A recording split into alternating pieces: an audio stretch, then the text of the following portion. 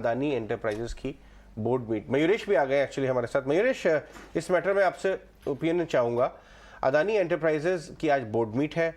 Board meet किस चीज़ के लिए है? फंड रेजिंग में बोर्ड मीट है। इकोनॉमिक टाइम्स और दूसरे जगहों से खबर यह आ रही है कि बड़े प्लेयर्स से बात हो रही है। हमारे साथ शरद है स्टूडियोज़ में। शरद, बताइए क्यों इंपॉर्टेंट है, और बाजार के आपने बहुत बड़े इन्वेस्टर्स से बात भी की है, सब लोग इस स्टोरी को बहुत क्लोजली वॉच कर रहे हैं, ऐसा क्यों? जी, इम्पॉर्टेंट बात सबसे इम्पॉर्टेंट है कि जो ओवरऑल बड़े इन्वेस्टर्स है वो एक्सपेक्ट कर रहे हैं, स्ट्रीट एक्सपेक्ट कर रहा है कि डेट लेवल जो है अदानी ग्रुप के कम हो, तो उसके कारण जो है आज फोकस में रहेगा। और आज का नवंबर 25 आज जो है फंड रेज होने वाली है, और यहाँ पे एजेंसीज का मानना है कि ऑलमोस्ट जो है आप कह सकते हैं 14,000 से 19,000 करोड़ रुपए तक का जो है आपका एफपीओ आ सकता है। और अगर करंट मार्केट प्राइसेस में हमने कैलकुलेट किया, जो फंड रेज है वो इक्विटी डाइल्यूट कर देगा लगभग 3 से लेकर 4% तक। ओवरऑल देखा जाए तो ग्रुप जो है ओवरऑल बेसिस पे जो है लगभग 40,000 करोड़ रेज कर सकता है ग्रुप कंपनीज को लेके। और बैंक्स ने भी जो है आप एक्चुअली देखेंगे तो जो फंड रेज है वो लिवरेज फॉल के लिए रहेगा। लेकिन जो पोटेंशियल इन्वेस्टर्स है जिस पे हमने बात की, वहाँ पे आपके मिडिल ईस्ट के इन्वेस्टर्स है, जैसे कि मुकाबला अबू धाबी इन्वेस्टमेंट अथॉरिटी, कतार इन्वेस्टमेंट अथॉरिटी और कैनेडियन पेंशन फंड जैसे दिग्गज इन्वेस्टर्स जो हैं, यहाँ पे रिपोर्ट्स आ रही है कि वो यहाँ पे इंटरेस्ट दिखाएंगे। और इम्पॉर्टेंट बात है कि हम अगर कंबाइंड बेसिस पर अगर हमने थोड़े नंबर्स देखे तो कंपनी की मार्केट कैप जो है पूरे ग्रुप की वो लगभग 19 लाख करोड़ रुपीज़ की है। बोरोइंग्स देखे डेट की तो ऑलमोस्ट 2.2 लाख करोड़ की है। जो एबिडा की जो डेट टू एबिडा रेशियो है वो 6.7 टाइम्स की है।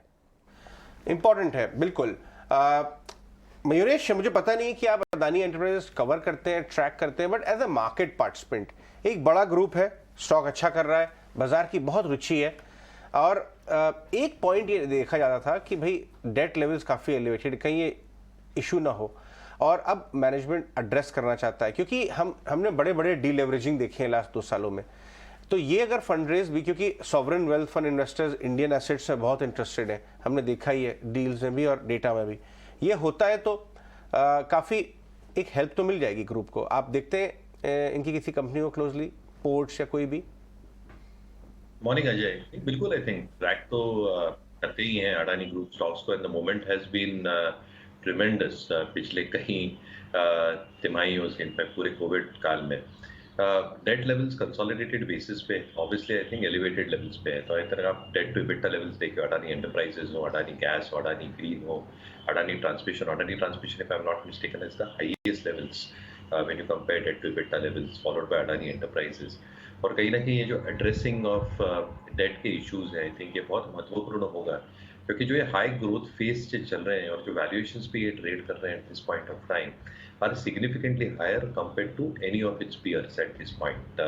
Having said that, I think जो ये मुहिम कर रहे हैं, specifically I think hydrogen ecosystem, जो ग्रीन पावर की हम बात कर रहे हैं, और specifically in terms of green hydrogen और airports, I think Adani Enterprises की आप स्पेसिफिकली बात करें तो आई थिंक ये 2 की ट्रिगर्स हो सकते हैं in terms of pushing the numbers going forward. Obviously with the capital raise dilution थोड़ी हो जाती है, बट कहीं ना कहीं आई थिंक जो डेट लेवल्स है ये काफ़ी मैनेजेबल लेवल्स पे आ जाते हैं। और हाई ग्रोथ फेज में अगर आप कंपैरिजन करें to other stocks on an EV/EBITDA basis also, even if it stays at higher levels, if the numbers are expected to come through, market शायद उनको हायर वैल्यूएशंस भी देना पसंद करता है। तो मुझे लगता है I think it's a good thing of debt deleveraging that is happening on the balance sheet.